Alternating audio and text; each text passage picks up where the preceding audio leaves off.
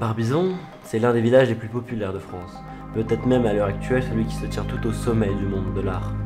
C'est celui qui a été élu 4e village préféré des Français en 2015, celui qui, depuis le début du 19e siècle, est devenu le repère de célébrités comme Vernet, Victor Hugo, la reine Elisabeth II ou encore Mick Jagger, pour ne citer que. C'est un petit village avec une communauté de plus de 1200 habitants.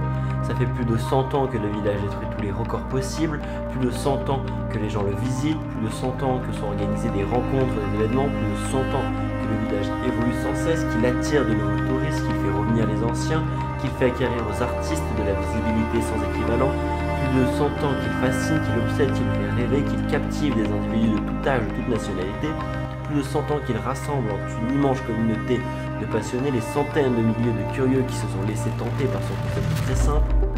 Et si vous ne connaissez pas son concept, je peux vous montrer à quoi cela ressemble. On quitte Paris et on arrive là. Voilà.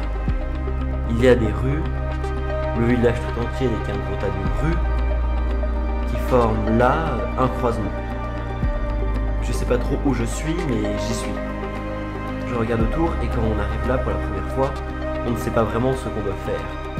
Et peut-être qu'on ne comprend pas pourquoi le village est si populaire. Peut-être qu'on se dit qu'après tout, ce village n'est qu'un village comme les autres. Un village qui obsède simplement parce qu'il est accessible. Sauf que quand vous arrivez là, vous ne voyez pas ce qui se cache de l'autre côté. De l'autre côté de cette rue déjà, de l'autre côté du village surtout. Vous ne voyez pas ce qu'on peut y trouver. Une maison par exemple, quelques murs en pierre, un joli jardin. C'est la maison atelier Théodore Rousseau. C'est pas mal déjà. Et puis pourquoi pas une grande maison, l'auberge Gann. Mais vous n'imaginez sûrement pas ça ou encore ça. Celle-ci est constituée à la fois par les décors réalisés sur les meubles et les murs du bâtiment, par les peintres qui y étaient hébergés, et par une collection de peintures, dessins et estampes représentatives de la production de ces artistes, parmi lesquels on retrouve Camille Corot, Jean-François Millet, Théodore Rousseau ou encore Narcisse Diaz de la Peña. D'immenses musées, d'immenses sculptures détaillées, originales, créatives, des bâtiments qui se côtoient sans se piétiner, des maisons luxueuses. Et vous savez quoi? Les artistes feront toujours plus grand, toujours plus sublime. Les gens voudront toujours peindre plus, du vrai, de l'inventé. Les gens peindront toujours, comme ces 53 artistes qui se sont mis en tête de rendre hommage à Picasso. Ainsi, peintres, photographes, artistes du numérique ou issus du street art ont investi l'espace culturel Marc Jacquette, transformé en un véritable musée gratuit. Et si l'art ne vous touche pas, regardez ça. Ils font de la randonnée, marchent des dizaines de kilomètres, tout ça pour rien. Enfin si, à la recherche d'œuvres cachées, de lieux historiques, comme la stèle Théodore Rousseau et Jean-François Millet, la cabane des brigands, la roche de l'éléphant, ou pour ces blocs de gris, un lieu internationalement connu pour l'escalade de blocs. Cette discipline est pratiquée sur des roches d'une faible hauteur, ne nécessitant en général pas de corde pour l'assurance. Tout juste émerveillé par l'ingéniosité des individus qui ont façonné dans un village un véritable monde. Et si vous ne savez pas faire, pas de souci, car les gens veulent partager, les gens veulent montrer, les gens veulent apprendre et enseigner.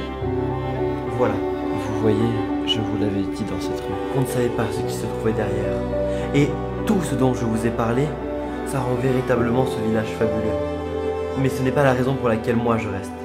Croyez-moi, je suis très impressionné, parfois même intimidé, par la créativité et la persévérance dont font preuve les artistes de Barbizon. Croyez-moi, je suis fan. Mais moi, je n'ai jamais rien fait de tout ça. Ce qui me fait rester, ce n'est pas tout ça.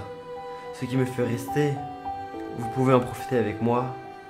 En tête de proue, c'est de la nostalgie, je pense. Ça me rappelle les émotions que j'ai ressenties quand j'ai commencé à marcher dans le village sans but. J'y ai passé des milliers d'heures. Et pas des milliers d'heures à contempler les œuvres des artistes passés et présents, comme les passionnés dont je vous ai parlé plus tôt, mais des milliers d'heures passées à faire des petites choses. 1000 heures passées à jouer dans le terrain de foot, 1000 heures passées à faire du vélo à travers le village, à m'enfoncer dans la forêt pour trouver des points de vue toujours plus impressionnants, 1000 heures passées à prendre des photos et des vidéos. J'ai commencé à prendre des photos toujours plus belles, toujours plus complexes.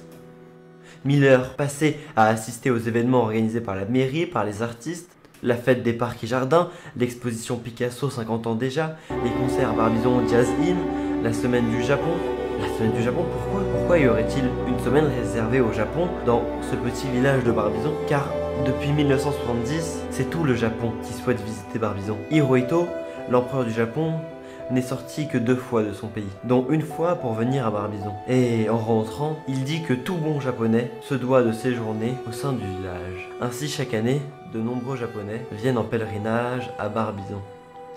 Ce petit chez moi, illuminé dans la nuit, qui dans ce monde immense représente tout. Ça, c'est Barbizon pour moi.